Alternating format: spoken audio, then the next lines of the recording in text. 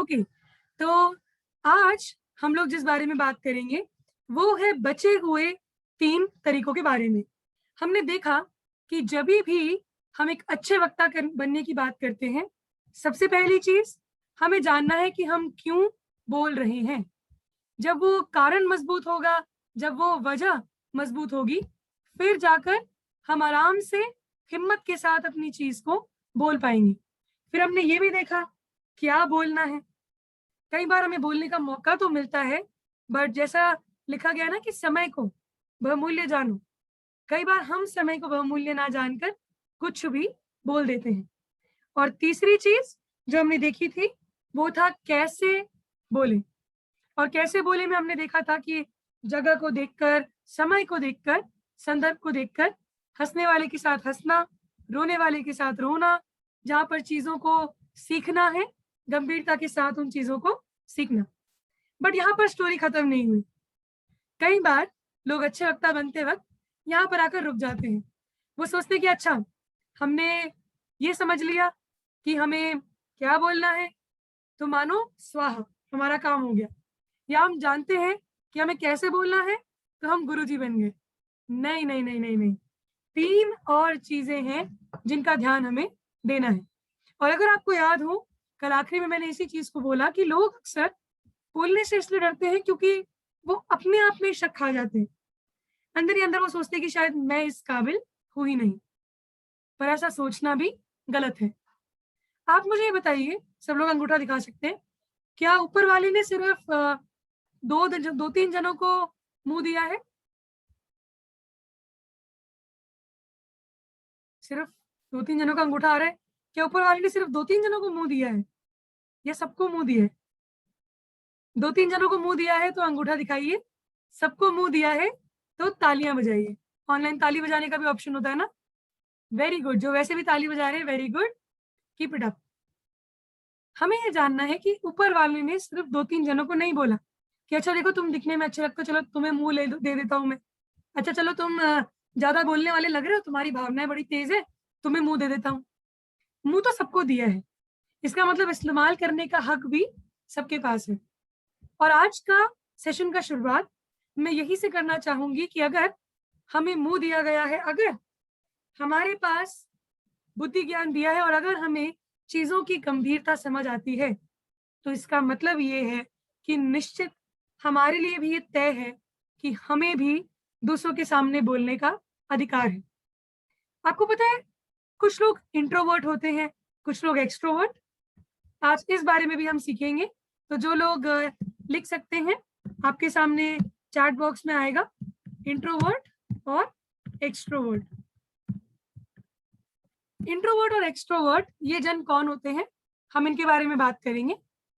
Introvert यानी वो जन जो कि अंदरूनी तरीके से बहुत सशक्त और अंदर से उनकी भावनाएं जो हैं वो बहुत, उनका ऑब्जर्वेशन, उनकी भावनाएं बहुत मजबूत होती हैं। लेकिन जब बात आती है किसी से बात करने की या वक्ता बनने की, तो वो उस चीज में घबराते हैं।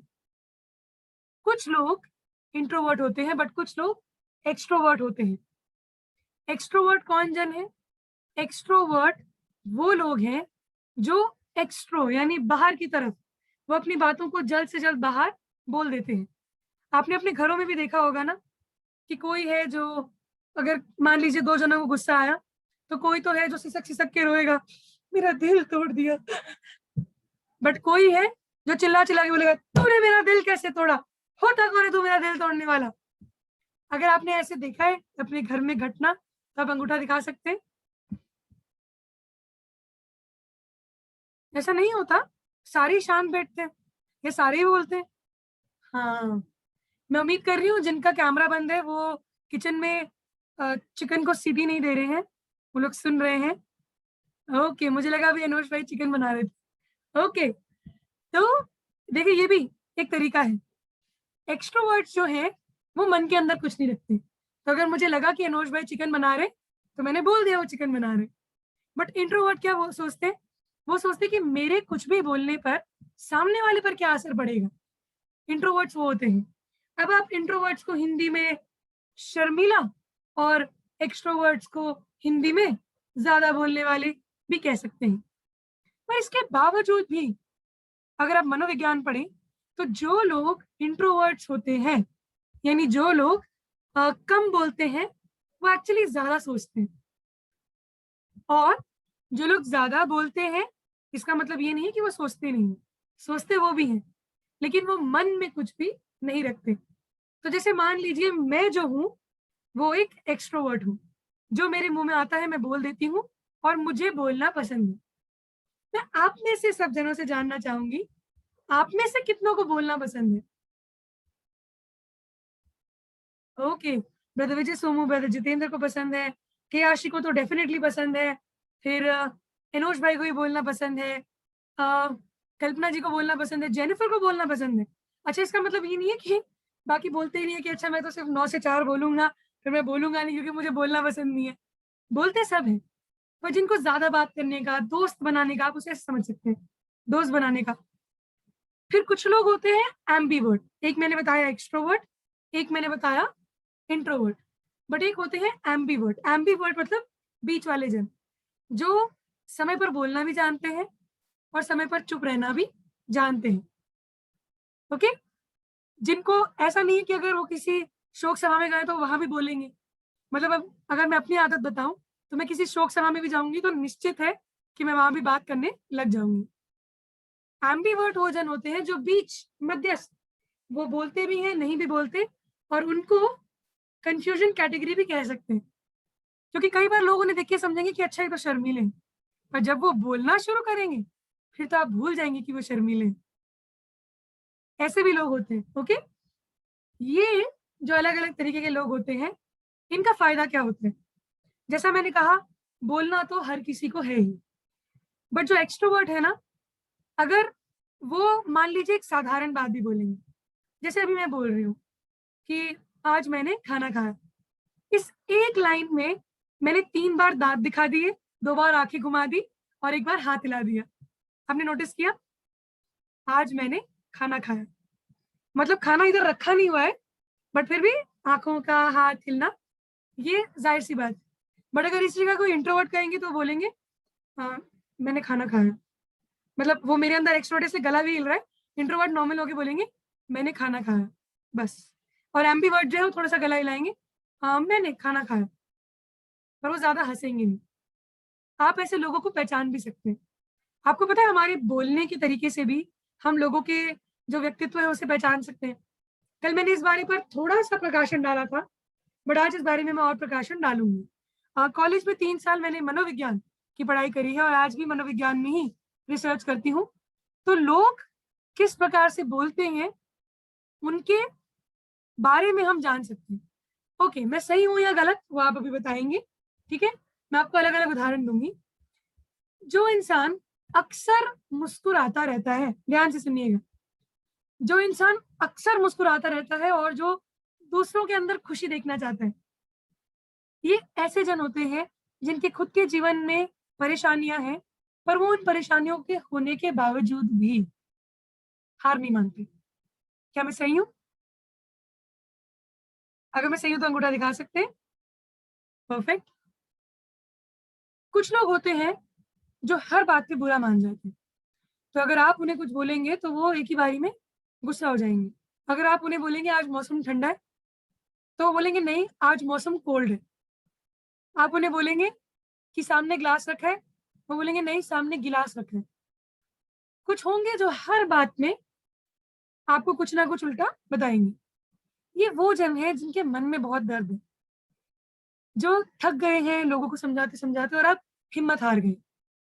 क्या मैं सही हूँ? ऐसे लोगों से बहुत कम लोगों का पाला पड़ा है शायद।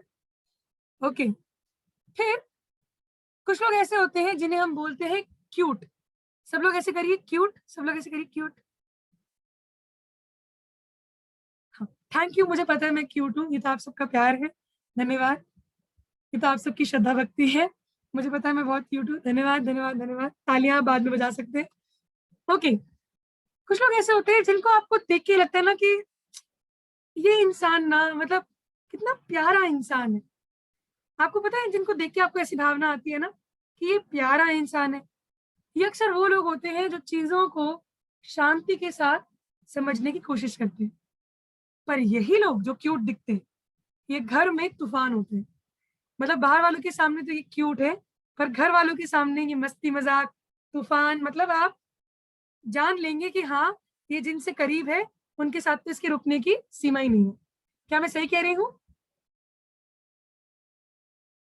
फिर कुछ लोग हैं जो हर छोटी बात पर रो देते हैं। अब ध्यान से सुनिएगा। समाज को क्या लगता है कि हर छोटी बात पे रोते हैं, मतलब ये रोतड़ू है। रोने के दो कारण होते हैं। पहला कारण, आप अपनी भावनाओं को व्यक्त ज्यादा आसानी से कर देते हैं। लोग कहते हैं ना कि मर्द को दर्द नहीं होता, मर्द को रोना नहीं आता, तो फिर मर्द के आंसू निकलते क्यों है? मर्द को आंखें नहीं देनी चाहिए थी, है ना? दिमाग वाली बात, है ना? पुरुषों के पास भी आंखें हैं, पुरुषों को भी जो ग्लैंड्स हैं, टीयर ग्लैंड उनको दिया हुआ है। रोना सबको आता है। जैसे माउंटेन ड्यू का ऐड है, थम्स अप का ऐड है, प्यास सबको लगती है, डर सबको लगता है ना? कल हमने बॉर्नविटा से सीखा था तैयारी जीत की, आज हमने माउंटेन ड्यू से सीख लिया। ओके, तो पुरुषों को भी रोना आता है, महिलाओं को भी रोना आता है, पर कुछ ऐसे जन हैं जो हर छोटी बात पे रो देते हैं। दो कारण है। पहली चीज कि वो अपनी चीज को, अपने भावनाओं को बहुत जल्दी व्यक्त कर देते हैं और उन्हें डर नहीं लगता। आपको पता है आंसू ज्यादा रोकते कौन है?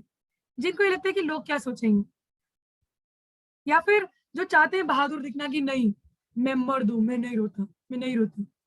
या दूसरे वो कैटेगरी है जो बहुत जल्दी रो जाते हैं, धन्यवादी लोग। आप कोई बात कर रहे होंगे और वो धन्यवाद की मारे इतना धन्यवाद दे रहे होंगे प्रभु को, परमेश्वर को, कि उनकी आंखों से आंसू निकल आ जाएगा। ये भावनात्मक तौर से सक्रिय लोग होते हैं। क्या आपने ऐसे लोगों को देखा है किसी को जो छोटी छोटी बात पे रो देते हैं? और फिर हम उनको क्या बोलते हैं कि अरे ये तो बहुत रोतड़ू है। रोतड़ू नहीं है वो, इनफैक्ट दिलेर हैं, जो डरते नहीं है, जो कहते हैं कि रोना है तो रो देंगे, क्या दिक्कत है, आंखें हैं ही रोने के लिए, आंखें हैं ही ऐसे करने के लिए, तो डरते नहीं है वो। ओके, ये चीजें जरूरी कैसे होती हैं? क्योंकि कल जब हम देख रहे थे ना वाई, व्हेन, फिर उसके बाद हम लोग देख रहे थे कि हाउ, हमें ये भी देखना है कि सॉरी, व्हाई, व्हाट और कैसे के अलावा भी अगली चीज है व्हेन, कब बोलना है, समय और स्थान को देखते हुए। कई बार हम लोग जब बोलने, अच्छे वक्ता बनने की बात करते हैं ना, हम इंतजार करने के महत्व को भूल जाते हैं। आपको पता है हर इंसान के लिए एक ऐसा समय होता है जब उसे शाइन करने का मौका मिलता है, उसे चमकने का मौका मिलता है। बहुत से लोगों के लिए वो समय बचपन में ही आ जाता है, बहुत से समय लोगों के लिए वो समय बाद में आता है। पर हर व्यक्ति को अपने आप को प्रस्तुत करने का मौका मिलता है। अब आप व्हेन, किस समय उस चीज को कर रहे हैं, ये दिखाता है कि आप कितने अच्छे वक्ता हैं। आपको बोलने का मौका मिला एक बहुत बड़ी सभा में, और आप बोलने जा रहे हैं अपने विषय पर आपको ये नहीं पता कि वो सही समय क्या है। अब आप सोच रहे होंगे कि जब किसी वक्ता को बुलाते हैं तो वो तो बोलना शुरू ही कर देते हैं। जब किसी वक्ता को कहीं भी आमंत्रित किया जाता है ना, वो ये जानता है कि मेरे बोलने का सही समय क्या है। तभी आपने देखा होगा कि लास्ट मिनट चेंजेस। कुछ लोग क्या कहते हैं कि अच्छा मेरे बोलने से पहले एक छोटी सी प्रार्थना करवा दीजिए, मेरे बोलने से पहले छोटा सा गीत गवा दीजिए। माहौल को तैयार करना भी एक अच्छे वक्ता का जिम्मेवारी होता है। हम अपनी तैयारी तो कर सकते हैं, पर हम जिनके बीच में जा रहे हैं उनको भी मानसिक तौर से तैयार करना एक बहुत बड़ी जिम्मेवारी है। हम बड़ी बड़ी प्रार्थना सभाओं में देखते हैं कि जब वक्ता को आमंत्रित किया जाता है तो वो सीधा शुरू कर देते हैं कि चलिए वचन में जाते हैं। नहीं नहीं नहीं नहीं नहीं, सर्वप्रथम उनको बात की गहराई को समझना है कि मुझे वचन प्रस्तुत करने का मौका मिला है, तो क्यों ना मैं प्रार्थना से शुरू करूं।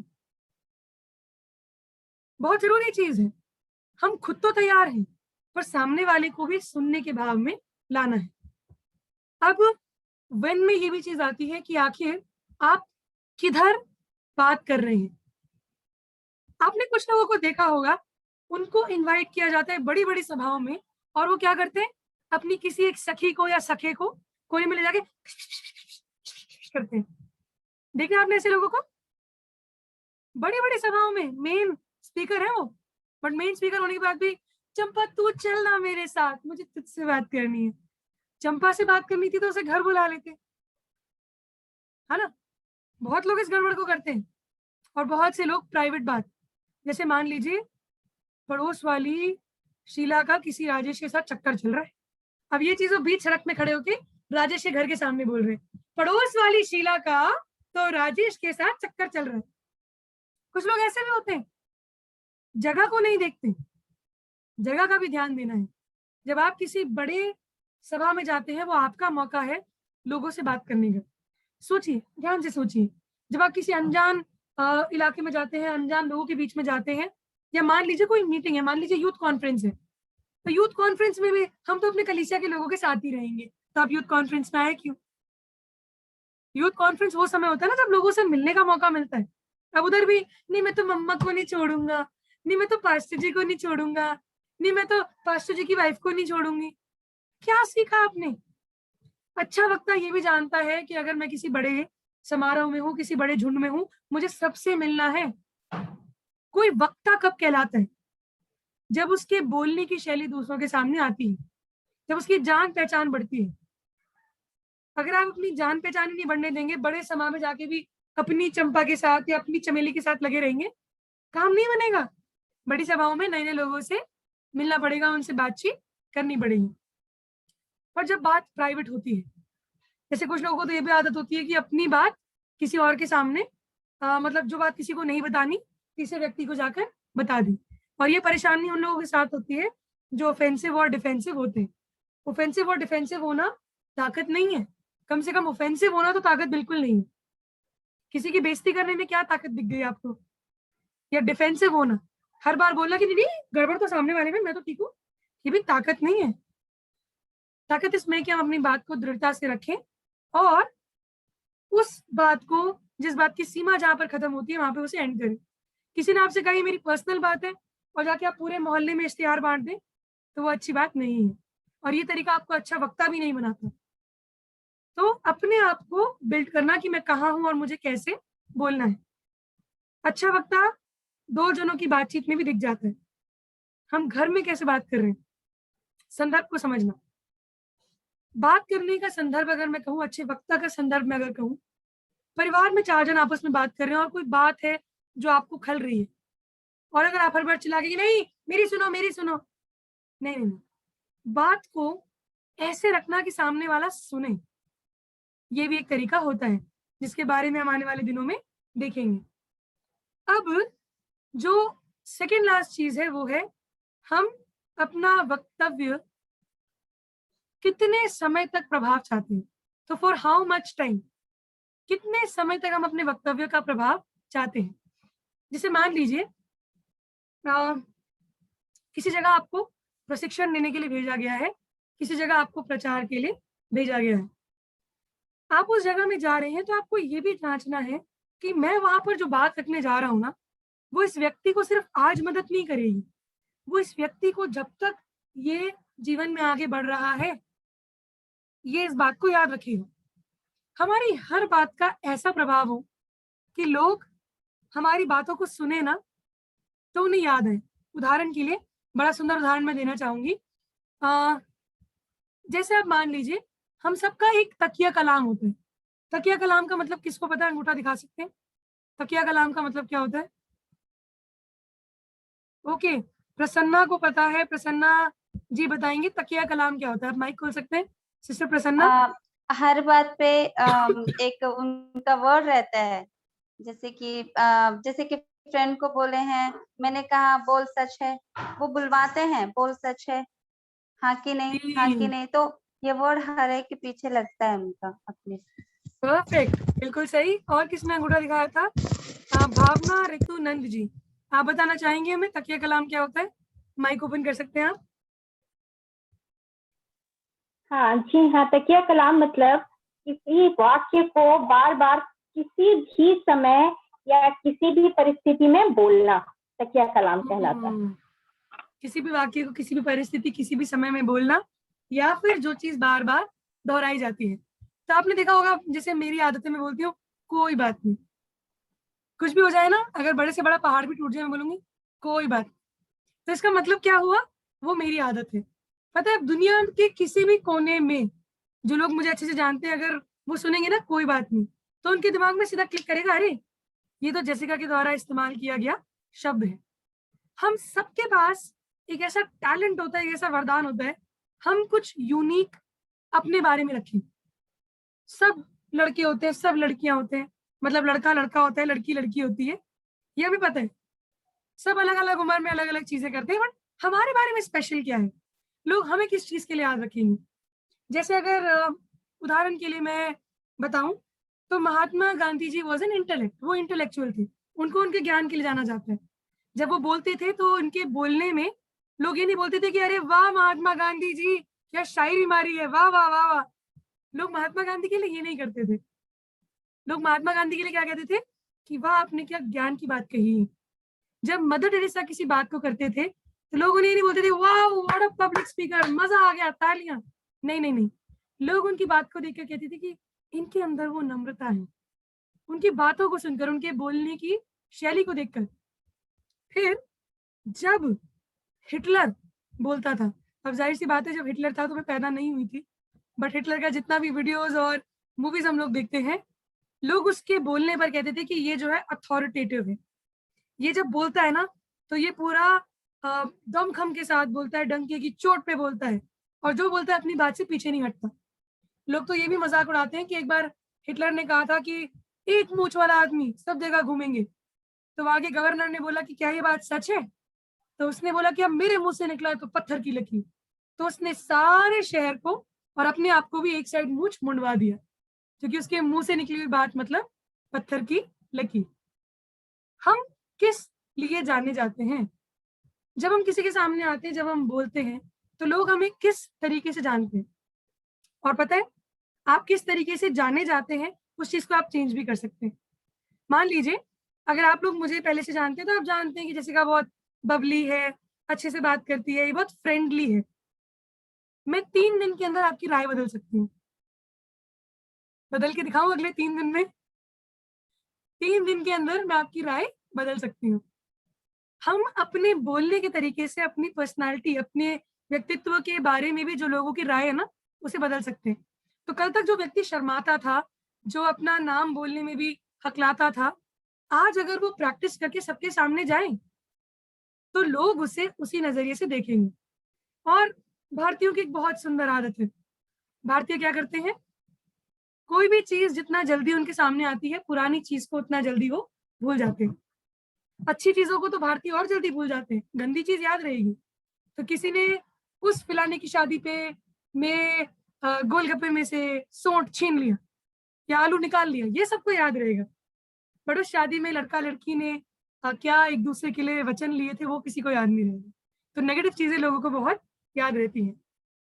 इसलिए हम कितना लंबा प्रभाव चाहते हैं कि लोग हमारी बातों को याद रखें। अगर हम इन सब पॉइंट्स को ध्यान रखें कि भैया हमें कब बोलना है, कहाँ बोलना है, कितना बोलना है, हाउ मच टू स्पीक, ये भी एक टैलेंट है। कहीं लगे तो नहीं जाते हम किसी के पीछे कि भैया आज तुमने बात करने का मौका दिया तो आज तो मैं छोड़ूंगा नहीं, जान चली जाए पर मैं अपनी बात करके ही रहूंगा। कहीं ऐसा तो नहीं कि हम लोगों के पीछे पड़ जाते हैं। What to speak, where to speak, when to speak, why to speak, how to speak, how much to speak, ये वो 6 चीजें हैं जिनका हमें ध्यान देना है। और कल जाते जाते मैंने आपसे कहा कि हमारे बोलने पर हमारे अपने बारे का जो सोच है वो भी असर करता है। तो यानी मैं अपने बारे में अगर सोचती हूँ कि नहीं लोग मेरी सुनेंगे नहीं, तो आधा गेम तो मैं वहीं हार गई। आप में से कितने जन हैं जिन्हें ऐसा लगता है कि लोग मुझे कभी बड़ी सभा में बुलाएंगे नहीं? अंगूठा दिखा सकते हैं? आप में से कितने ऐसे जन हैं जिन्हें लगता है कि लोग तो मुझे कभी बड़ी सभा में बुलाएंगे ही नहीं? डरिए मत, मैं आपको अपने अगले सेशन में वक्ता नहीं बना दूंगी, बट आप अंगूठा दिखा सकते हैं ईमानदारी से, ये सेशन हमारे लिए है। आप में से कितनों को लगता है कि उन्हें लोग कभी भी किसी बड़े सम्मेलन में बुलाएंगे ही नहीं? अब जितनों ने अंगूठा खड़ा किया, मैं आपसे ही पूछना चाहूंगी, अब आप अपना अंगूठा रोक सकते हैं?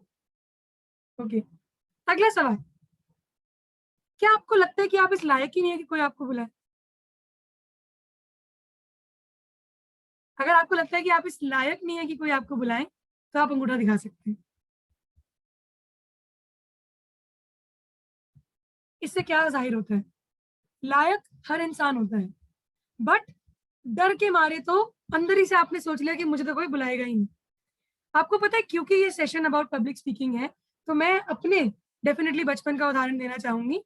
मुझे बचपन से बोलना बहुत पसंद था। तो क्लास एलकेजी से जब मैं 4 साल की भी नहीं थी, सबके सामने खड़े होके बिल्कुल शेरनी बन के जॉनी जॉनी यस पापा गा दिया, ट्विंकल ट्विंकल लिटिल स्टार गा दिया। पर धीरे-धीरे लोगों ने मुझसे बोलना शुरू किया कि तुम्हारे मुँह से बातें अच्छी नहीं लगती और फिर तुम बदसूरत भी हो, मोटी भी हो, तो तुम बोलते हुए अच्छी नहीं लगोगी, लोग तुम्हें पसंद नहीं करेंगे। लोगों ने मेरे साथ ये करना शुरू किया। आपको पता है, एक ऐसा समय आया जब मैं मानने लग गई कि मैं अच्छा नहीं बोल सकती। ध्यान से सुनिएगा, मैं मानने लग गई कि मैं अच्छा नहीं बोल सकती। पर ये बात सच नहीं थी। कई बार हम दूसरों के नज़रिए को तो बाद में देखते हैं, हम अपने आप ही अंदर अपने आप को इतना मार चुके होते हैं कि मेरे पास तो ताकत है ही नहीं कि मैं बोलूँ। ऐसा नहीं है। हम सबको अगर पता है कि हमें क्या बोलना है, अगर हमें पता है कि हमें कितना बोलना है, और अगर हमें पता है कि हमारे पास ज्ञान है बट कॉन्फिडेंस नहीं है, तो उसका पहला कारण ये है कि हम अंदर से अपने आप को मार देते हैं और सोचते हैं मेरी सुनेगा कौन? पहली चीज़। तो जिन लोगों को बोलने से डर लगता है, पॉइंट नंबर 1, पहला कारण ये है कि आप अंदर से अपने आप को ही कम समझते हैं। इसे इंग्लिश में इंफीरियॉरिटी कॉम्प्लेक्स कहते हैं। इंफीरियॉरिटी कॉम्प्लेक्स। अपने आप के बारे में खुद कम सोचना कि भैया अगर मैं बोलूँगा भी तो कोई सुनेगा नहीं। दूसरी चीज़, लोग क्यों पब्लिक स्पीकर नहीं बन पाते? पहली चीज़ हमने देखा इंफीरियॉरिटी कॉम्प्लेक्स। दूसरी चीज़ है, लोग इसलिए पब्लिक स्पीकर बनना नहीं चाहते या वो बन नहीं पाते, उन्हें फ़ियर ऑफ क्रिटिसिज़्म है। उन्हें आलोचना से डर लगता है। Fear of criticism. आलोचना से उन्हें डर लगता है। अब मान लीजिए मैं आज के सेशन में आती हूँ और अचानक से किसी का माइक खुल जाता है और बोलते अरे रामू जरा कपड़े लाइयो, और मैं डर जाती। मैं सोचती कि ओह सेशन की शुरुआत में ही कोई चिल्ला दिया, मतलब कोई मेरी सुनेगा ही नहीं। क्या कहते हैं इसे? Fear of criticism. मैंने पहली लाइन में ही खुद के लिए सोच लिया कि अगर मैं बोलूंगी भी ना तो सामने से यही होगा। आप देखते होंगे ऐसे लोगों को जो पहली बार उन्होंने सबको जय मसीह की बोला होगा, तो किसी ने चिल्ला के बोल दिया होगा हाँ जय मसीह की, तो यहाँ से सामने वाला डर गया, ये तो बस की नहीं है, मैं बोलूंगा तो मतलब 4 लोग मुझे गलत समझेंगे। फिर लंबी सांस लेते हैं, फिर पैनिक अटैक आना शुरू हो जाते हैं। फियर ऑफ क्रिटिसिज्म, लोगों की आलोचना का डर। और ये डर कुछ लोगों के मन में इतना बैठ जाता है कि पता है शायद वो इस दुनिया के सबसे अच्छे वक्ता भी हो ना, वो आपके सामने कभी बोल ही नहीं पाएंगे। Fear of criticism. और इसमें सब चीजें यहाँ होती हैं। It's all in the mind. ये इंग्लिश में एक कहावत है, it is all in the mind. सब कुछ दिमाग में है। एक अज्ञानी व्यक्ति, मूर्ख व्यक्ति भी घंटों बोल सकता है क्योंकि उसका मन उसे कहता है मैं मूर्ख नहीं हूं। ध्यान से सुनिएगा। पर एक मूर्ख व्यक्ति इतना देर बोल सकता है, बट एक ज्ञानी व्यक्ति चुप रह जाता है ये सोचकर कि शायद लोग मुझे उल्टा बोल देंगे। सब दिमाग का खेल है। अब फियर ऑफ क्रिटिसिज्म में लोग यहां तक भी डर जाते हैं कि मैं कुछ बोलूंगा और कोई मुझसे कुछ पूछ लेगा तो ओ हो, ये इस दुनिया का सबसे खतरनाक सवाल कि मैंने सामने खड़े होकर बोल दिया और मेरे मुंह से कुछ गलत निकला और सामने वाले ने मुझे ताना मारना शुरू कर दिया। कुछ लोग तो इस डर से भी नहीं बोलते। कि आप में से ऐसा कोई है जिसे डर लगता है कि लोग उनके बारे में क्या बोलेंगे जब आप बोलना शुरू करेंगे तो? सिर्फ एक ईमानदार है जो अंगूठा दिखा रहे हैं, बाकी सब तो ऑलरेडी अच्छे अच्छे स्पीकर्स थे, ऑलरेडी मार्टिन लूथर किंग थे, इसलिए सेशन अटेंड करने आए हैं। ओके, हमें कई बार लगता है कि लोग हमारी नहीं सुनेंगे, या फिर मैं मुंह खोलूंगा और पंखा गिर जाएगा, मैं मुंह खोलूंगा और लाइट चला जाएगा, मैं मुंह खोलूंगी और 4 लोग गालियां देना शुरू कर देंगे। But it's all in the mind. सब चीजें यहाँ पर होती हैं। इसमें हमें ये भी चीज जानना है, हम ना केवल अपने विचारों को ठीक करें, बट अपने वक्तव्यों के द्वारा हम दूसरों के विचारों पर भी प्रभाव डालते हैं। कल मैंने आपको एक लाइव उदाहरण दिखाया था, जब मैंने उस बहन से पूछा कि क्या आपको डर लगता है, पहले उन्होंने खूब मना किया, नहीं नहीं नहीं लगता, नहीं लगता। फिर आखिरी में मैंने दिमाग से सवाल चेंज किया और पूछा कि आपको भगवान से डर लगता है? बोला हाँ। पर मैंने क्या दिखाया कि मैंने मेरा पॉइंट प्रूव कर दिया। और अगर मैं 15 मिनट और लेती ना, मैं ये भी साबित कर सकती थी कि वो डरपोक है। It's all in the mind, दिमाग का खेल है। हम भी जब दूसरों से बोलते हैं ना, हमें सबसे पहले अपनी हीन भावना को मारना है। और लोगों के क्रिटिसिज्म से जो डर लगता है ना हमें कि दूसरे आलोचना करेंगे, उससे बचने का तरीका क्या है? बेस्ट तरीका है अपनी तरफ से 100% तैयारी करके जाएं। उदाहरण के लिए, अब आपको आमंत्रित किया जाता है कि आप बात करें भारत की बढ़ती आबादी पर, ठीक है?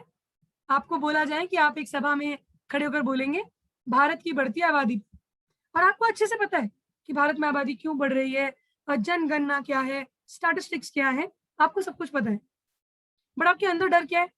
कहीं कोई मुझसे कुछ पूछ ना ले जिसका जवाब मेरे पास ना हो।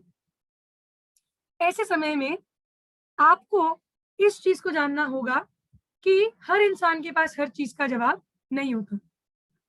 हम में से कोई भी भगवान नहीं है कि हमारे पास सब चीजों का जवाब होगा।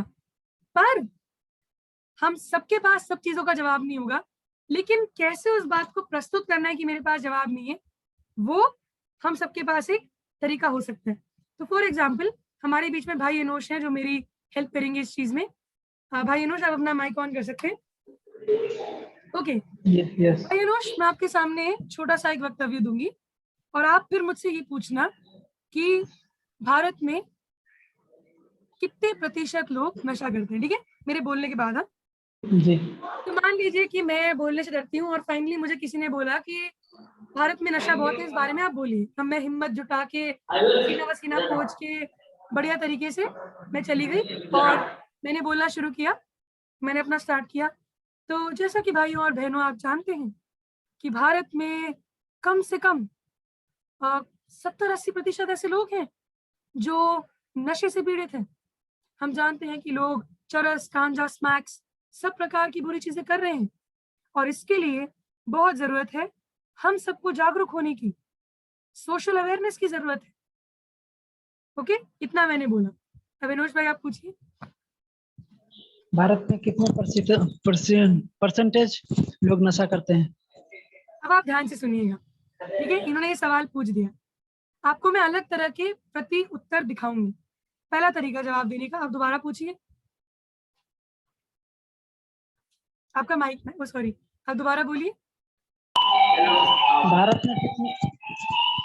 भारत में कितने परसेंटेज लोग नशा करते हैं?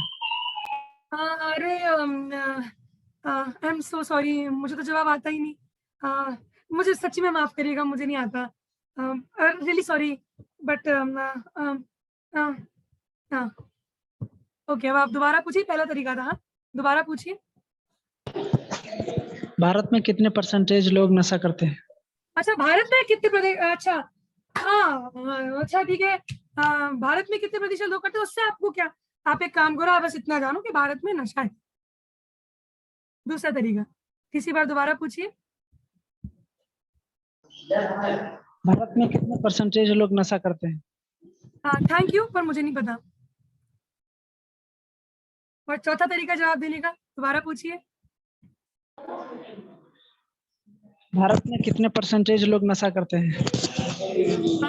धन्यवाद ब्रदर अनोश, आपने एक बहुत ही गंभीर और सुंदर प्रश्न मेरे सामने पूछा। और ये चीज अनुमान लगाना तो बहुत मुश्किल है कि आखिर कितने प्रतिशत लोग भारत में नशा करें, क्योंकि जैसा मैंने अपने वक्तव्य में कहा, हर एक मिनट एक नया जन, एक नया जवान नशा करना सीख रहे हैं। अब ऐसे में हम अगर कहते भी हैं, जैसे जनगणना कहती है कि 70% लोग नशा कर रहे हैं, पर फिर भी हम क्या एग्जैक्ट ये चीज बता पाएंगे कि कितने लोग नशा कर रहे हैं? इस चीज के लिए बेहतर है कि हम अपने आप से ये सवाल ना पूछें कि कितने प्रतिशत लोग नशा कर रहे हैं, पर बेहतर यह है कि हम इस सवाल को पूछें कि जितने भी जन हमारे संपर्क में हैं जो नशा कर रहे हैं, हम उनकी मदद कैसे करें। ओके, अब आप लोगों के पास टाइम होगा कि आप माइक खोलकर बताएं इनमें से कौन सा तरीका अच्छा था और आपने क्या ऑब्जर्व किया। सब लोग माइक खोलकर बताएं। चौथा तरीका अच्छा था। चौथा तरीका अच्छा था, क्यों अच्छा था, कोई बताना चाहेगा? क्योंकि आपने बहुत ही सूझबूझ तरीके से उस बात का जवाब दिया। ओके, और आई थिंक मैं अपने मिशन में पास हो गई। मैं दोबारा पूछूंगी, क्या आपने चौथी बार कुछ ऐसा नोटिस किया जो कि अलग था? मतलब क्या अच्छा था? कोई भी माइक खोल के बता सकते हैं क्या अच्छा था? फिर मैं आपको बताऊंगी मैंने किया क्या। बताइए। जो जो आपके बोलने का तरीका था वो बहुत ही अच्छा था, बहुत अच्छे तरीके से आपने उसको बताया, पेश किया। पेश किया। आपको पता है मैंने इतना ही नहीं किया, क्या किसी और ने नोटिस किया मैंने क्या किया? किसी ने तो सोचा होगा कि मैंने कुछ किया। आपने ये बोला था एग्जैक्टली जो ब्रदर ने क्वेश्चन ये किया था कि कितने परसेंटेज, बट आपको परसेंटेज पता नहीं था, बट उसको डाइवर्ट करके उस चीज में आपने बड़ा सुंदर सा आंसर दिया। परफेक्ट, परफेक्ट विजय सोमू भाई। आई थिंक आपके लिए ऑनलाइन तालियां बनती हैं। बहुत सुंदर। मैंने क्या किया, मुझे जवाब नहीं पता था, बट मैंने उस चीज को इतनी गंभीरता के साथ बोला कि आप में से किसी को भी नहीं पता चला, पर सिर्फ विजय सोमू भाई को पता चला कि मुझे उत्तर पता ही नहीं था। क्या आप सबको समझ आया? मुझे उत्तर नहीं पता था कि भारत में कितने प्रतिशत लोग नशा करते, पर मैंने भाई एनोश पर ही सवाल डाल दिया कि आखिर क्या ये सही है कि हम गिनती लेकर बैठ जाएं, हर सेकंड कोई एक जन बढ़ रहा है।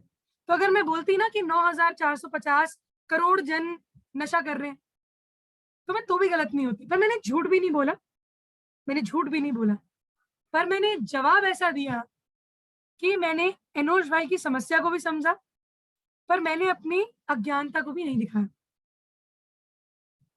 है ना टैलेंट? जिन लोगों को फियर ऑफ क्रिटिसिज्म है ना, कि लोग हमारी आलोचना करेंगे, आपको एक्चुअली डरने की जरूरत नहीं है, कुछ रॉकेट साइंस नहीं है। आप किसी चीज के बारे में अगर एग्जैक्ट ज्ञान नहीं रखते, तो एक होलिस्टिक ज्ञान तो होगा ही, चीजों के बारे में आपको ऊपरी ऊपरी तौर से तो पता ही होगा। और एक और रॉकेट साइंस जो मैं आपको बताना चाहूंगी, अपने वक्तव्यों को स्ट्रॉन्ग बनाने का तरीका ये है कि आप अपने वक्तव्यों में अपने भावनाओं को छलकने में। आपको पता है एनोश भाई ने जो सवाल मुझसे पूछा था, वो कोई इमोशनल सवाल नहीं था, वो एक बहुत ही प्रैक्टिकल, एक फैक्चुअल सवाल था। प्रैक्टिकल का मतलब क्या होता है? व्यवहारिक। फैक्चुअल का मतलब क्या होता है? एक जानकारी सीमित सवाल पूछा। पर आपको पता है मेरे जवाब से किसी को भी आलोचना क्यों नहीं हुई? क्योंकि मेरे जवाब में भावना थी, मेरे जवाब में दर्द था कि हर समय कितने लोग नशा कर रहे हैं, क्यों ना हम अपने आसपास के लोगों के बारे में सोचें। और मेरे जवाब में इतना दर्द था कि सवाल पूछने वाला उस दर्द में डूब गया और अपना सवाल ही भूल गया। मैंने कहा था ना, it's all in the mind, सब यहाँ पर है। मैंने बिना जवाब दी भी ऐसा जवाब दिया कि आप सबको लगा अरे वाह क्या जवाब दिया है। आप में से किसी ने ये नहीं पूछा कि अरे क्या जवाब दिया है, आप सबने बोला क्या जवाब दिया है। मेरी बात को समझ रहे हैं? आप लोगों ने ये नहीं सोचा कि इसने क्या जवाब दिया है, पर आप लोगों ने क्या सोचा, इसने क्या जवाब दिया। डिफरेंस देखना है। Okay, it's all in the mind. हमें अगर सच में डर लगता है कि लोग हमसे सवाल पूछ देंगे और हमारे पास जवाब नहीं होगा, तो डरिए मत, दुनिया के हर सवाल का जवाब हर इंसान के पास नहीं है। वैसे ये था एक तरीका। आपने मेरा दूसरा तरीका देखा होगा जहां पर मैंने सीधा कहा कि सवाल अच्छा है पर मुझे नहीं पता। ये तो मैंने रूडली बोला, पर इसी चीज को भी मैं अच्छी तरीके से बोल सकती थी। ये बात सच है कि मुझे नहीं पता, मैं इस चीज को कह सकती थी कि ब्रदर आपने बहुत ही सुंदर प्रश्न पूछा, और हालांकि इस समय मुझे इसका जवाब नहीं पता, पर आपके इस सवाल ने मेरी मदद की है कि मैं अपने ज्ञान को और बढ़ाऊं। ये जवाब कैसा था? माइक खोल कर बताइए, ये जवाब कैसा था जो मैंने अभी दिया? माइक खोल पा रहे हैं आप लोग? ओके, आप जवाब दे सकते हैं। ये जवाब कैसा था जो मैंने अभी दिया? अच्छा, बहुत अच्छा। अच्छा था? बाकी लोग जिनके माइक बंद है, कैसा था जवाब? अच्छा था, बहुत अच्छा। मैम फॉर्मल था। फॉर्मल था और अच्छा था। अब इसका मतलब क्या हुआ? इसका सिंपल मतलब ये हुआ कि हम लोग अपनी गलती को भी मान सकते हैं, पर सुंदर तरीके से। कोई खामी नहीं है कहने में कि मुझे नहीं आता, बट सुंदर तरीके से कहना ये एक बहुत बड़ी कला है। ओके, तो कैसे अगर आपको आलोचना का डर है उससे बाहर निकलना है, मैंने उसके तरीके आपको बताए। पहला चीज है इंफीरियोरिटी, लोग क्यों अच्छे वक्ता नहीं बन पाते। दूसरी चीज है फियर ऑफ क्रिटिसिज्म। तीसरा है फियर ऑफ इनकम्प्लीट नॉलेज, यानी अधूरे ज्ञान का खतरा। अधूरे ज्ञान का खतरा। अधूरे ज्ञान का खतरे में क्या होता है कि अक्सर लोग बोलना ही नहीं चाहते क्योंकि वो सोचते हैं कि मैं उस दिन बोलूंगा जिस दिन मुझे सब पता चल जाएगा। क्या बोलते हैं लोग? मैं उस दिन बोलूंगा जिस दिन मुझे सब पता चल जाएगा। और ऐसे व्यक्ति कब्र में भी चले जाते हैं फिर भी वो बोल नहीं पाते क्योंकि उन्हें वो दिन आता ही नहीं है जब उन्हें सब पता चल जाएगा। Fear of incomplete knowledge. भैया जितना आता है वो तो दूसरों के सामने बांटिए। अब ऐसा नहीं है कि हर प्रचारक को पता होगा कि पौलुस ने अपने बाल कहाँ से कटवाए। ऐसा नहीं है कि हर प्रचारक को पता होगा कि कलीसिया को यूनानी में क्या बोलते हैं। ऐसा नहीं होगा कि हर बंदा जो ट्रांसलेशन करता है उसे परफेक्ट हिंदी या इंग्लिश आती होगी। पर वो क्यों कर देते हैं ट्रांसलेशन? उनका कॉन्फिडेंस। आप उन्हें देख के सोचोगे कि अरे इसको तो सब आता ही होगा, हालांकि आता नहीं होगा, बट आप उसे देख के क्या समझोगे, इसे तो आता ही है। 3-4 शब्दों में आप मान जाओगे कि इसे तो सब कुछ आता ही है। फियर ऑफ इनकम्प्लीट नॉलेज भी बहुत खतरनाक है, इससे बचने की भी जरूरत है। और सबसे खतरनाक और चौथा सबसे डरावना फियर, सबसे मुश्किल जो खतरा होता है वो है फियर ऑफ फेलियर, हारने का डर। इसे अगर मैं और आसान भाषा में कहूं तो फियर ऑफ रिजेक्शन भी हो सकता है कि लोग आपको स्वीकार ना करें। Fear of failure, fear of rejection. Fear of failure में क्या होता है? फियर ऑफ फेलियर में होता है कि आप सोचते हैं कि अरे मुझे किसी ने बोलने का मौका दे दिया और अगर अच्छा नहीं हुआ तो, अगर बोलते बोलते कुछ हो गया और मुझे किसी ने दोबारा नहीं बुलाया तो। मतलब आप यकीन मानेंगे दुनिया में ऐसे भी लोग हैं जिन्होंने आज तक एक बार जाके कहीं बोला नहीं क्योंकि उनको ये लगता है कि कोई उन्हें दोबारा नहीं बुलाएगा। ध्यान से सुनिएगा, दुनिया में ऐसे लोग हैं जो आज तक कहीं भी खड़े नहीं हुए क्योंकि उनको ये लगता है कि मुझे दोबारा कोई नहीं बुलाएगा। भैया पहली बार तो चले जाओ, पहली बार जाओ तो सही। ज्यादा से ज्यादा क्या होगा? करत करत अभ्यास से जड़मती होत सुजान, जड़मती ही तो होंगे। थोड़ी सी आंधी आती है और मानिए ये पेड़ है, सफेद रंग का पेड़ नहीं होता, हरे रंग का पेड़ लाएंगे हम। मान लीजिए ये पेड़ है और ये जमीन है। इस पेड़ को डर लग रहा है कि मैं गिरूंगा नहीं, तो तूफान में ये क्या करता है, कहता है कि देखो मुझे गिरना नहीं इसलिए मैं खुद ही गिर जाता हूँ ताकि तूफान आएगा और मुझे गिरा ही नहीं पाएगा। कितना समझदार पेड़ है ना, समझदार पेड़ है ना बहुत। बताइए आप लोग, समझदार पेड़ है? अगर समझदार पेड़ है तो अंगूठा दिखाइए। जिसने इस बात पे अंगूठा दिखाया उससे बड़ा समझदार कोई नहीं होगा। एक पेड़ ऐसे खड़ा है और वो कह रहा है कि देखो मैं देखो मुझे तूफान नहीं गिराना इसलिए मैं खुद ही गिर जाता हूँ। समझदार पेड़, तालियां। मूर्ख पेड़ है वो पहले ही गिर गया। पर अगर सोचिए इस पेड़ को लग रहा है कि मुझे तूफान गिराएगा और अगर तूफान इस पेड़ को हिला भी देता है तो पता है जड़ें फैलने के लिए और जगह मिलेगी, नुकसान कुछ नहीं हो। जब तूफान आती है ना तो कुछ पेड़ नाचते हैं तूफान में। अभी ये भी आपने मेरा प्रकाशन सुना है डॉक्टर जेसिका रॉबिन आमोस के द्वारा, कभी देखना आप। कुछ पेड़ होते हैं ना जो आंधी में डरते हैं, कभी करिए ट्राई। कुछ पेड़ आंधी में डरते हैं पर कुछ पेड़ आंधी में नाचते हैं ऐसे करके। अगर आप ऐसे देखेंगे तो मुझे बताना। हाँ, अब आपको कैसे पता कि पेड़ डर रहा है नाच रहा है? सिंपल, अगर पेड़ डर रहा होगा तो वो जल्दी जल्दी हिलेगा और उसके सारे पत्ते वत्ते झड़ जाएंगे। पर अगर वो नाच रहा होगा ना तो वो आराम से लहरा रहा होगा, वो इधर से इधर भी झूल के लेकिन वापस खड़ा हो जाएगा, बोलेगा गिरा के दिखाओ। वैसे वक्तव्य का फायदा ये भी है कि मैंने बिल्कुल एक तथ्य रहित बात करी और आप लोगों ने अंगूठा दिखाया, क्योंकि मुझे विश्वास था कि जो मैं कह रही हूँ सही है। आप किसी पेड़ को देखकर नहीं बता सकते कि वो डर रहा है या नाच रहा है, वो पेड़ पर छोड़ दीजिए। पर हमें लोग देखकर जरूर बता सकते हैं कि हम डर रहे हैं नाच रहे हैं। ओके, उस चीज का हमें ध्यान देना है कि हम अगर पहले डर जाएंगे किसी के सवाल से या पहले डर जाएंगे हारने से तो हम कभी ट्राई कर ही नहीं पाएंगे। Fear of failure and fear of rejection. और ये फियर ऑफ रिजेक्शन जो है ना, इस दुनिया में इसने बहुत महान लोगों को डुबो दिया। जस्ट बिकॉज किसी को लगता है कि मैं रिजेक्ट हो जाऊंगा इसलिए मैं ट्राई नहीं करूंगा। आपने सुना है ना नीट जेई एग्जाम सुने होंगे आपने, इंजीनियरिंग का एग्जाम, 12th का बोर्ड एग्जाम तो सबने सुना ही होगा, दिया है या नहीं उससे मुझे वो नहीं है, सुना तो होगा सबने। 12th का बोर्ड एग्जाम क्या होता है, अंगूठा दिखाइए अगर सुना है तो। सुना है आप लोगों ने 12th का बोर्ड एग्जाम क्या होता है?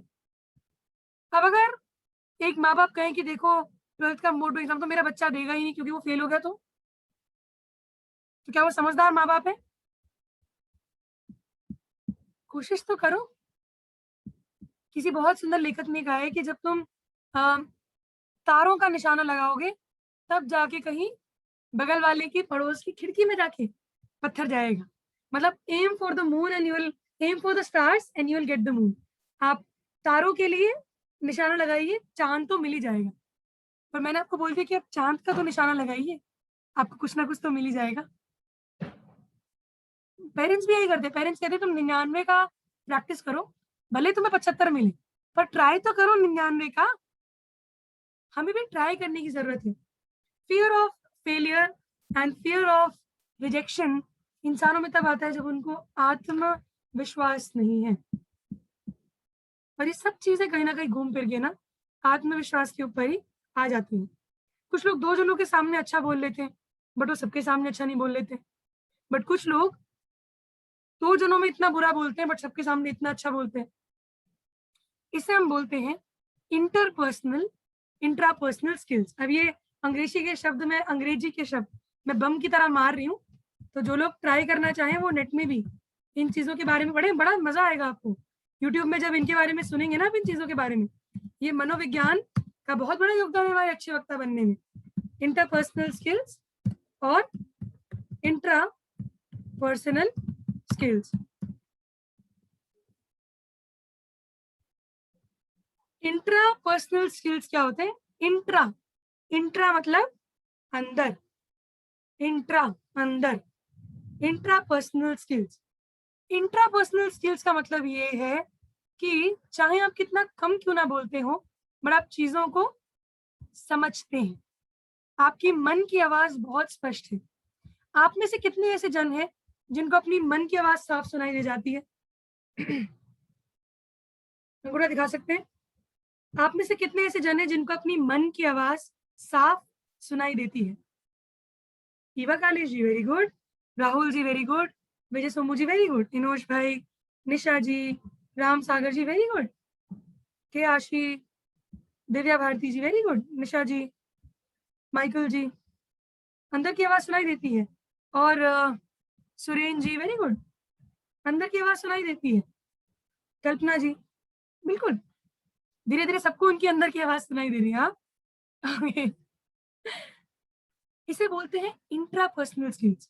आप ना केवल अपने अंदर की आवाज को स्पष्ट तौर से सुन पा रहे, पर सामने वाला क्या बोल रहा है आप उसके पीछे के रहस्य को भी समझ पा रहे। अब कोई व्यक्ति अगर देख के पता कर सकता है कि बहन आज आप अच्छे नहीं लग रही, क्या आपके मन में कुछ चल रहा है, इसका मतलब यह कि उनके इंट्रापर्सनल स्किल्स 100% एक्टिव है। जैसे उदाहरण के लिए कल ब्रदर विजय सोमू और मैं एक मीटिंग में थे, उन्होंने देखा मेरे चेहरे में दिख रहा था कि मैं कुछ चीज से परेशान। उन्होंने पूछा हाय जेसी, इसका मतलब उनके इंट्रापर्सनल स्किल्स जो है वो बहुत तेज है। लोग सोचे कि मैं थक गई बट वो जानते थे कुछ गड़बड़ चल रही है। उनके इंट्रापर्सनल स्किल्स जो है बहुत तेज है। दूसरे का भी अंदर की भावना को जानना ये इंट्रापर्सनल स्किल्स में आता है। और इंट्रापर्सनल स्किल को अगर मैं हिंदी में कहूँ, अंदर की बात को जानने की कला, अंदर के भावनाओं और बातों को जानने की कला, अंदर की बातों और भावनाओं को जानने की कला। ठीक है। और फिर दूसरा मैंने बताया इंटरपर्सनल। इंटर मतलब 2 जनों के बीच में, पता नहीं inter college exam, inter house है ना, इंटर हाउस कंपटीशन, लाल हाउस नीले से लड़ेगा, नीला पीले से लड़ेगा। इंटरपर्सनल स्किल्स क्या होते हैं? जहां पर सामने वाला शायद किसी के अंदर की बात ना समझ रहा हो, पर बाहर से सांत्वना देने में, बाहर से बातों को व्यक्त करने में वो बहुत अच्छा है। तो मान लीजिए मैं अभी ये तो नहीं जानती कि कल्पना बहन के अंदर क्या चल रहा है, पर मैं कल्पना बहन से बात करके उन्हें बहुत जल्दी अपना दोस्त बना सकती हूँ। क्यों कल्पना बहन, क्या मैं सही कह रही हूँ? क्या मैं आपको बहुत जल्दी अपना दोस्त बना पाऊंगी, है ना? क्या मैं आपसे बिना बात करे भी आपको अपना दोस्त बना चुकी हूँ? क्या ये सच है? तो आप अपना माइक खोल सकते हैं। यस। इंटरपर्सनल स्किल्स, आज शायद पहली बार मैंने उनका नाम लिया, पहली बार उनसे अच्छे से बात कर रही हूँ, बट उनको पता है कि नहीं ये लड़की अच्छी दोस्त बनेगी, क्योंकि ये इंटरपर्सनल स्किल्स होते हैं। कुछ लोगों के पास इंटरपर्सनल स्किल्स होते हैं जो लोगों के मन की बात ना जान पाए, लेकिन उनके बाहरी ऐसे आचरण होते हैं कि उनको देख के लगता है कि वो सारी मन की बात जानते हैं। जिनके इंटरपर्सनल स्किल्स अच्छे हैं, ध्यान से सुनिएगा, आप में से जो भी जन ऐसे हैं जो इंटरपर्सनल स्किल्स जिनके इंट्रापर्सनल स्किल्स जिनके अच्छे हैं, जो दूसरों की मन की बात पहचान जाते हैं, जो दूसरों की भावनाओं को समझ सकते हैं, जो अपनी मन की आवाज तेज सुन सकते हैं, आप वो जन हैं जो बहुत अच्छे काउंसलर्स बन सकते हैं। ध्यान से सुनिएगा, पब्लिक स्पीकिंग में करियर काउंसलिंग भी आता है। अगर आप अपने मन की आवाज सुन सकते हैं और अगर आप दूसरों के मन की आवाज सुन सकते हैं, आप बहुत अच्छे काउंसलर्स बन सकते हैं। पर अगर आप बहुत अच्छा बोल सकते हैं और आप दूसरों को अपने शब्द मात्र से इंप्रेस कर सकते हैं, तो आप बहुत अच्छे मोटिवेटर बन सकते हैं, बहुत अच्छे मोटिवेटर बन सकते हैं। इसलिए आपने देखा होगा कि 90% इंजीनियर्स और डॉक्टर्स वो इंट्रापर्सनल स्किल्स में अच्छे होते हैं, वो भावनाओं को समझने में अच्छे होते हैं, वो चीजों को समझने में अच्छे होते हैं, पर बोलने में इतने अच्छे नहीं होते। किनकी बात कर रही हूं मैं? डॉक्टर्स और इंजीनियर्स की। पर इसी जगह जो नेता, एमएलए, पॉलिटिशियन, पब्लिक स्पीकर्स, ये वो लोग होते हैं जो लोग अपने मुंह से अपनी बात को कह सकते हैं और दूसरों को शब्द मात्र से जीत सकते हैं। और इसीलिए जो लोग सिंगर, डांसर, ओरेटर बनते हैं ना, उनके अंदर ये क्वालिटी पाई जाती है। पर कहते हैं ना, एक ही ढांचे में हम सबको नहीं नाप सकते। कुछ लोग होते हैं जो अच्छा बोल भी लेते हैं और अच्छे इंजीनियर भी होते हैं। कुछ लोग होते हैं जो बिल्कुल अच्छा नहीं बोलते बट वो अच्छे डांसर होते हैं। अलग अलग गुण। बट बेसिकली अगर आपको पता है कि आप अपने मन की बात सुन पाते हैं और आप दूसरों के मन की बात सुन पाते हैं, तो आप निश्चय एक बहुत अच्छे काउंसलर हैं और आपको काउंसलिंग ट्राई करना चाहिए अपने बाकी कामों के साथ। और अगर आपको लगता है कि आपके शब्द मात्र से लोग प्रोत्साहित हो जाते हैं, आपके बोलने से लोगों के चेहरे पे मुस्कान आ जाती है, जैसे अभी बहुतों की आई हुई है, तो इसका मतलब आप बहुत अच्छे मोटिवेटर हैं। क्या है आप? अच्छे प्रोत्साहक हैं। तो ये अलग अलग वरदान है। और फिर आप ये भी सोच रहे होंगे कि अरे सिस्टर, पब्लिक स्पीकिंग में आप इन दोनों चीजों को भी लेके क्यों बैठ गई? दुनिया में तो और भी व्यवसाय हैं, दुनिया में तो वॉचमैन, दुनिया में तो धोबी, दुनिया में तो फूल बेचने वाला, दुनिया में सब्जी वाला, दुनिया में सारे व्यवसाय हैं।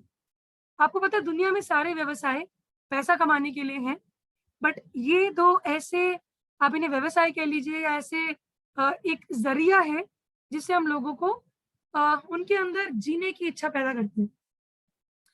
कोरोना के समय में आपने देखा होगा लोगों का विश्वास डॉक्टर्स पर से भी उड़ गया कोरोना के समय में। पर अगर उसी जगह किसी ने जाकर उनके पास जाकर उनकी बात को सुना, वो उस पर विश्वास करने लगे।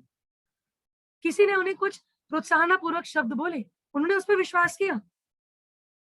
ये दो चीजें हैं जो कि दुनिया में अंत तक काम आती हैं।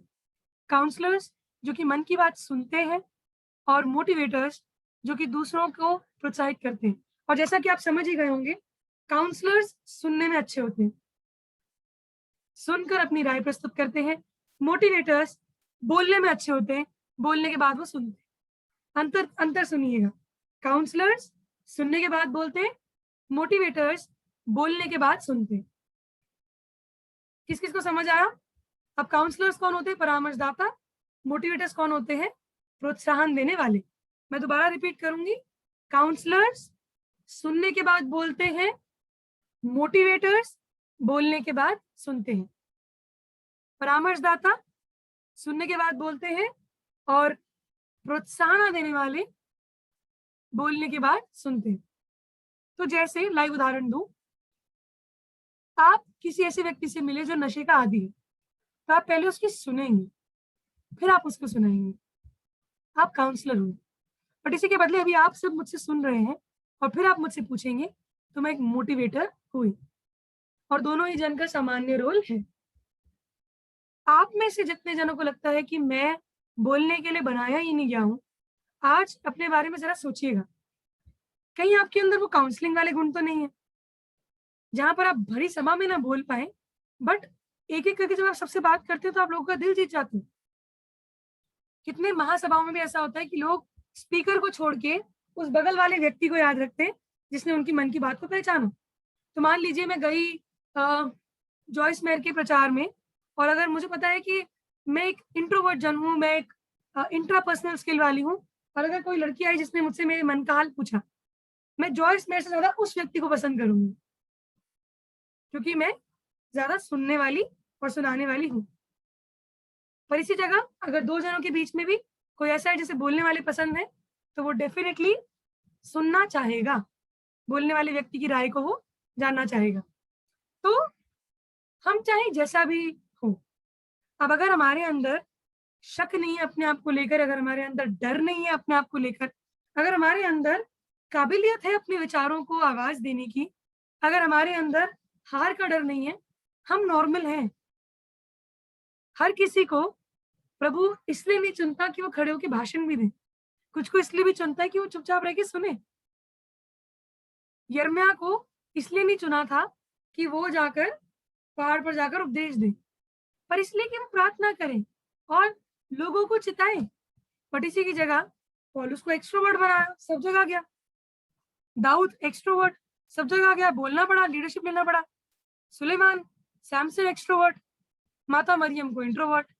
इंट्रोवर्ट मतलब कि वो अपने भावनाओं को समझते हुए, दूसरों की बातों को समझते हुए इतना ज़्यादा बोले नहीं, पर जब बोला तो बात को बोला।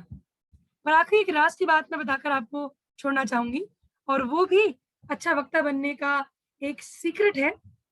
इस चीज़ को ध्यान से सुनिएगा। जो इंसान सबके सामने बोलने में शर्माते हैं ना, कोई ना कोई तो ऐसा होगा जिसके सामने वो बहुत बोलते हैं। ध्यान से सुनिएगा। जो लोग बोलने से शर्माते हैं, कोई ना कोई तो ऐसा होगा जिसके सामने वो खुल के बोलते हैं। क्या मैं सही बोल रही हूँ? अगर मैं सही बोल रही हूँ तो अंगूठा दिखा सकते हैं। आपकी मुस्कान बता रही है। ऐसा होता है। अगर आप सबके सामने नहीं बोल रहे, बट कोई एक तो होगा, मतलब सबके सामने आप वैसे बैठ रहेंगी पूरी मीटिंग में। और जैसे उस व्यक्ति के सामने आप जाएँगी, फिर तो खुदा भी आपको नहीं रोक पाएगा। पता है क्या हुआ आज ना, मेरे कहना पता है, मैंने ढेर सारी आइसक्रीम खाई, फिर ना मैंने सब्ज़ी ली, सब लोगों से झगड़ा हो गया मेरा। फिर पता है मैंने सब गया ना, पता है झाड़ू मारा, मैं झाड़ू मार के मैं गिर गया। फिर पता है क्या हुआ, मैं जब दोबारा मार गई तो मैंने ये किया। अरे पता है मेरे साथ तो इतना सब कुछ हुआ, तू तो सुनता ही नहीं है। पर हर ज़्यादा बोलने वाले के जीवन में भी एक ऐसा व्यक्ति होता है जिसकी वो सुनना चाहते हैं। तो मान लीजिए हम में से जितने ज़्यादा बोलने वाले हैं ना, हमारे जीवन में भी कोई ना कोई ऐसा होगा जिसके सामने हम चुप रहकर सुनते होंगे। तो प्रकृति ने इस नियम को बड़ा खूबसूरत बनाया है। इस लिहाज से कोई एक्सट्रोवर्ट नहीं है, कोई इंट्रोवर्ट नहीं है।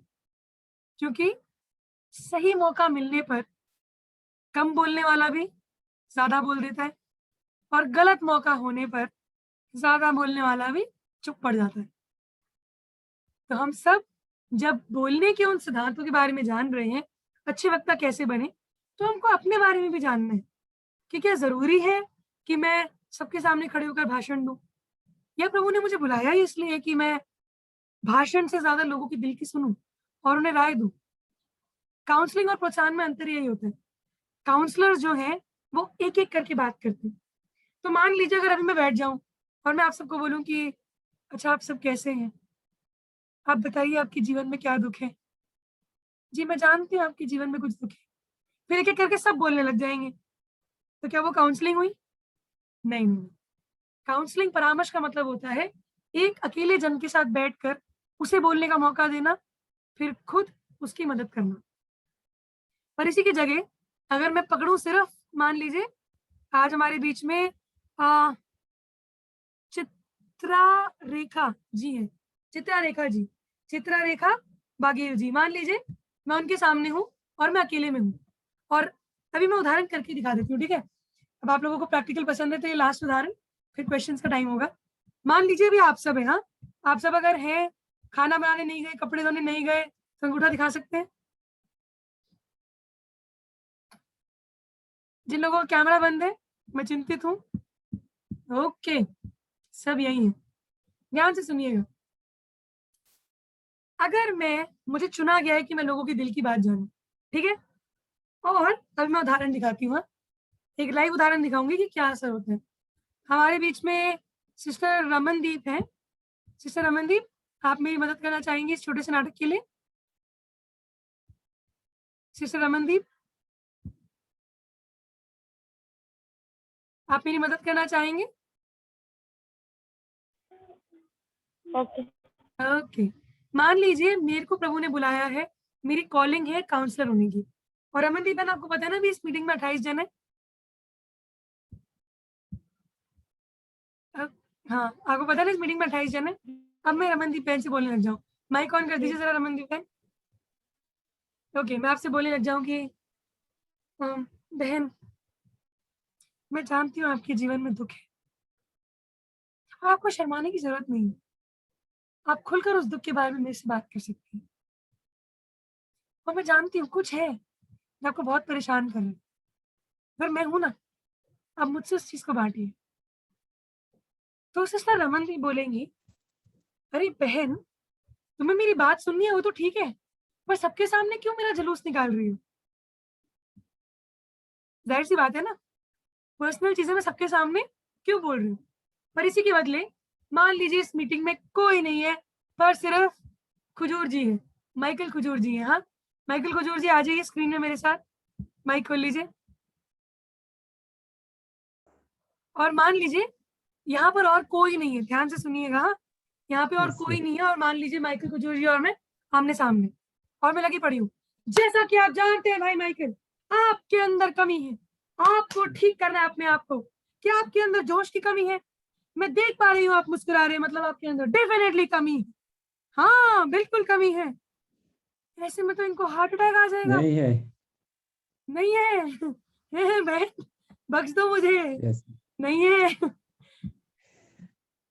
क्या 2 जनों में इतना जोर की चिल्ला के बात करते हैं, इतने हाथ पैर हिलाते हैं ऐसे ऐसे करके, क्या पूरा तांडव करते हैं 2 जनों में? पर ये चीज अगर मैं 10 जनों के बीच में करूँ तो अच्छा लगेगा।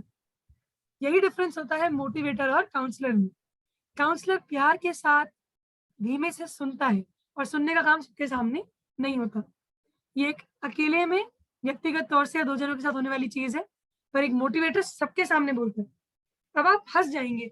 अगर आपके किसी के घर में मैं आ जाऊं ना, और जैसे अभी मैं हाथ हिला रही हूँ, मुंह चला रही हूँ, और हम दोनों बैठे आमने सामने, पड़ोसी बोलेंगे कौन है ये, किस स्पीकर को उठा के ले आए, इसको तो टीवी में होना चाहिए था। इसलिए मुझे कभी अपने घर में मत बुलाना, क्योंकि फिर हाँ यही होगा, सब लोग आ जाएंगे, इकट्ठा हो जाएंगे कि आइए देखिए आज एक सभा नेत्री आई है, कुछ बोल रही है वो। ओके, तो ये वो डिफरेंसेस हैं। आज हमने ये सीखा कि अलग अलग तरीकों में आखिरी चीज हमने देखा कि व्हाट, व्हाई, हाउ के अलावा व्हेन, वेयर, हाउ मच हमने देखा। इसके नोट्स आपको ग्रुप में मिल जाएंगे। फिर हमने देखा कि लोग अच्छे वक्ता क्यों नहीं बन पाते। कभी तो इतना ज्यादा बोल देते हैं कि लोग सुनना नहीं चाहते, या फिर डर, या फिर किसी प्रकार का भय, आलोचना की चिंता, या फिर अपने ऊपर शक, अलग अलग चीजें। फिर हमने देखा कि अलग अलग तरीके के लोगों को अलग अलग कलाओं के लिए बुलाया जाता है, किसी को सुनने के लिए, किसी को बोलने के लिए। हमने इन चीजों को देखा, और फिर ये भी जाना कि समस्त ब्रह्मांड में बाकी सब व्यवसाय तो चलते रहेंगे, पर ये दोनों चीजें बहुत जरूरी है। एक सुनने वाला होना जरूरी है, और एक सुनाने वाला होना बहुत जरूरी है। तो मैं उम्मीद करती हूँ कि आज का सेशन आपने एंजॉय किया, और आज का आपका होमवर्क कुछ इस प्रकार है। और मैं जानती हूँ आप में से बहुत जन जो लाइव देख रहे हैं, आप में से बहुत जन होमवर्क्स नहीं दे रहे हैं, बट होमवर्क दीजिए। लोग कहते हैं ना कि किया करिए अच्छा लगता है, होमवर्क करके देखिए अच्छा लगता है। आपको आज एक क्वेश्चनएयर में दूंगी, आपको एक सवालों का लिस्ट में दूंगी। पहला होमवर्क है कि आपको उन सवालों की सूची को भरना है। उन सवालों को भरकर आपको ये पता चल जाएगा कि आप इंट्रोवर्ट हैं या एक्सट्रोवर्ट। अपने बारे में भी जानना जरूरी है ना, कि हम शर्मीले हैं या हम भड़कीले। भड़कीले नहीं है, सॉरी, हम शर्मीले हैं या हम सबके सामने बोलने वाले जन हैं।